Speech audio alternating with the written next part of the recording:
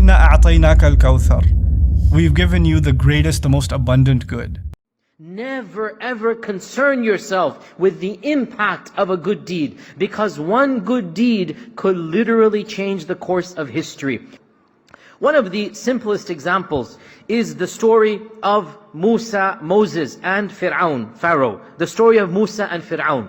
If you remember the story, Musa was being raised in the palace of the Pharaoh, and eventually when he punched the Egyptian and the viziers turned against him, Pharaoh turned against him, so Musa flees for his life. Musa flees for his life. He runs away from Egypt, and he has no food, no money, just the clothes on his back, and he flees to the valley of Midian, the valley of Madian in the Quran. And he himself is a refugee. He himself doesn't even know where he's going to go. And imagine the fear, the panic, the uncertainty that Musa has. When he gets to the valley, as the Quran tells us, he sees a well that was surrounded by shepherds, jostling, shoving with one another, trying to feed their flock. And as the Quran tells us, there were two ladies with their flock away from the crowd. So he goes to them and he says, "Ma khatbukuma, what is the matter with you?" قالتا, they said, "We cannot feed our sheep until the rest of these men leave.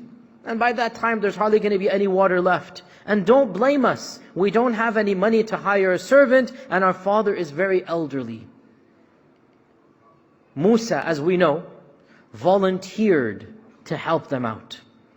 Here is where one of those micro butterfly effects is taking place. Musa himself is a refugee. Musa himself has no money to give them. He can't donate anything for them, but he donates the one thing that he does have, and that is the sweat of his brow. He's physically strong. So he volunteers to take the flock, and he gives the sheep water. He hands the sheep back to the ladies, and then, like the Quran says, he walks away from them. No need to chit-chat, no need to do anything more. Keep it dignified and decent. He walks away from them, and he sits under a tree.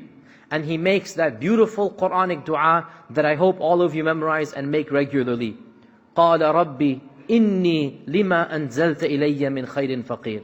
He said, "Oh my Lord, I am a beggar to any good that you can give me. I'm a faqir, I'm a beggar. Any good you can give me, I would love it." What happens? Musa alayhi salam did one act of charity. This is the butterfly effect. He fed goats and sheep. That's the good deed he did. Or you can say he helped out two ladies that needed to be helped. But how was the help? To feed goats and sheep. What was the impact of that good deed? What happened? Subhanallah. Within a few hours, one of them comes back. She's embarrassed, she's shy. And she says, "My father is inviting you. He wants to thank you for what you have done." So they go to the house of the father, and overnight, subhanallah, overnight, Musa has a career, he gets a salary, he gets a place to live, he gets a house, and on top of that he gets a wife as well, mashallah, tabarakallah. This is the effect of a good deed. Do you think Musa understood any of this when he volunteered to help these ladies out?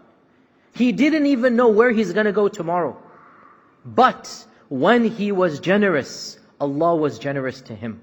When he did a good deed, the butterfly effect comes into effect here. And he has no idea the consequences of his actions, what's going to happen. But subhanAllah, everything opens up.